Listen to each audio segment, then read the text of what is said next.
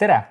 Olen Kristjan, juhin Vau.com usaldusfondi, kus me koos 17 partneriga taotleme rahalist vabadust ja olen võtnud nõuks sellise 10-osalise videosarja avaldada. Oleme praegu 4. video juures, mis räägib sellest, et ära tee seda, need liigutused jätavad su vaeseks, ehk siis asjad, mis ei lase sul rahaliselt vabaks saada. Ära käsitle seda videot investeerimissoovitusena, et see on lihtsalt subjektiivne minu arvamus. Ma ütlen lihtsalt hoiatuseks. Kuigi siin osas vist midagi sellist ei ole, mis ma arvan, et siin ei saaks kuidagi nõuda mingit raha, et me lihtsalt ütlen, mida ära tee, et siin mingit soovitust otseselt ei ole. Aga esimene asi, et mida inimesed teevad, et mida mina olen teinud elus ka palju, varasemalt praegu mitte nii palju, et ostan kohe. Praegu ma ei tee seda üldse.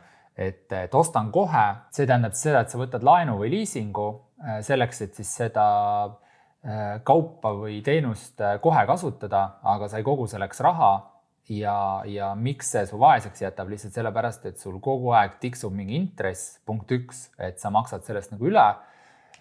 Punkt 2 on tegelikult isegi salakavalam, et sa mõtled, et mis see intress mulle teeb, et seal pakuti mingisugust väikest, et mis see, ma ei tea, 5% teeb see nii väike.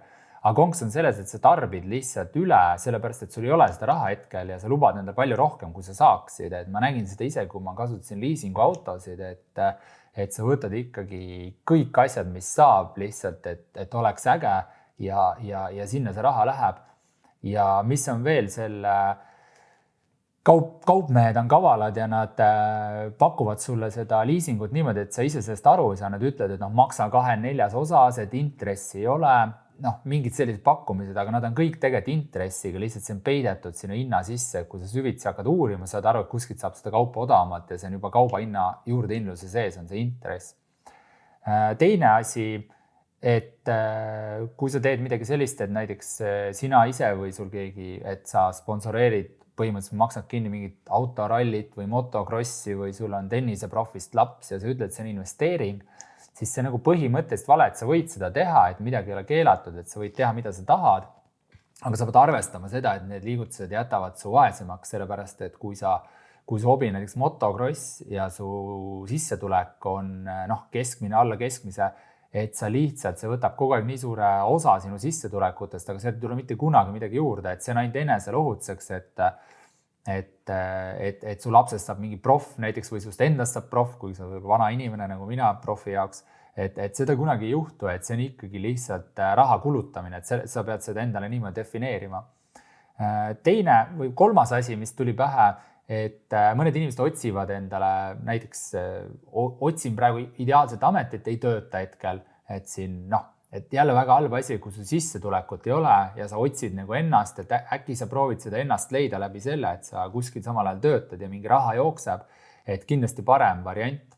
Ma olen ka seda natuke proovinud teha, et vaesunud niimoodi, et hetkel midagi ei tee, mingit dekaad tagasi või rohkem, et väga halb oli.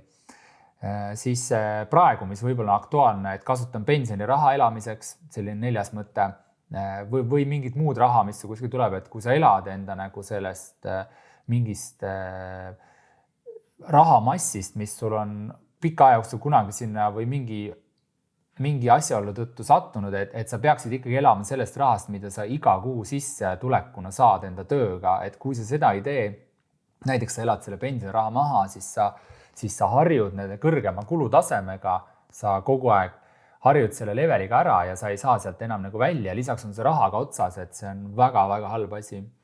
Siis 5. punkt on mul siin pandud selline lause, et mul käis kodus ala tolmuimeja müüjad ostsid seal. Ja seda ütles mul üks lähedane inimene ükskord, et võt, et kuna ta teenis tollal mitte palju ka ja siis tal oli päris häbi öelda, et ta käis tolmuimeja müüja, kes müüs talle mingi 2000 masina ja siis ta peitis see nurka ära, ta mõtles, mida see nüüd teeb, aga see aeg oli juba nagu mööda läinud, millal see tagastada saab. Aga mida ma sellega öelda tahan, on see, et me ei peaks teiste inimese arvamuse pärast muretsema, kui tuleb mingi hea müügimees koju, müüb sulle see tolmuime, siis sa lihtsalt viid selle järgmise päeva tagasi, ütled, sorry, mul läinud vaja, et ükskõik, mis tema meist mõtleb või see ei ole oluline, et meie see raha peaks olema ikkagi ja meie heaolu peaks olema olulisem, mitte asetada kellegi turundaja või müügimehe heaolu enda omast ettepoole.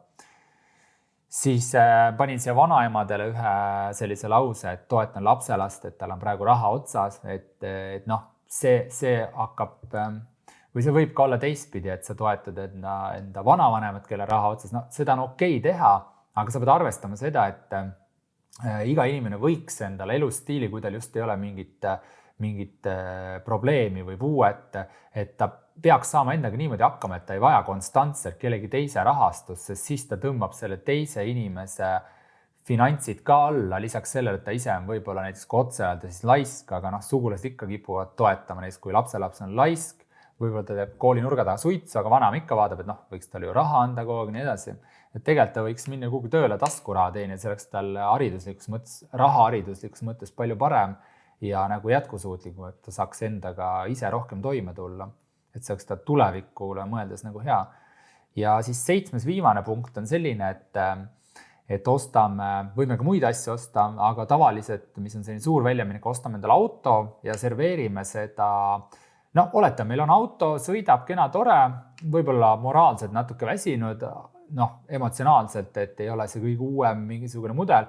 Ja siis me kipume enda leidma mingi vabandusi, et see ei ole enam piisavalt turvaline näiteks. Meil laps tahab sõita turvalise autoga tagaistmist või siis ta ei ole keskkonda säästev, et parkida seal CO2 rohelistel kohtadel Prismas.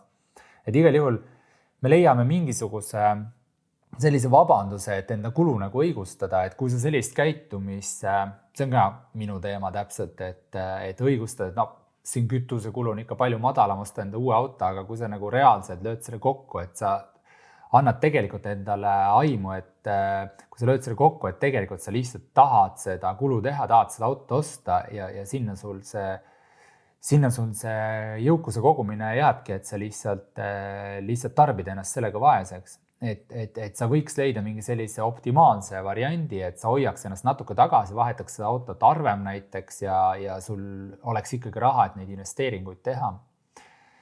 Et need olid kõik need punktid, mis ma tahtsin siin osas sinuga jagada.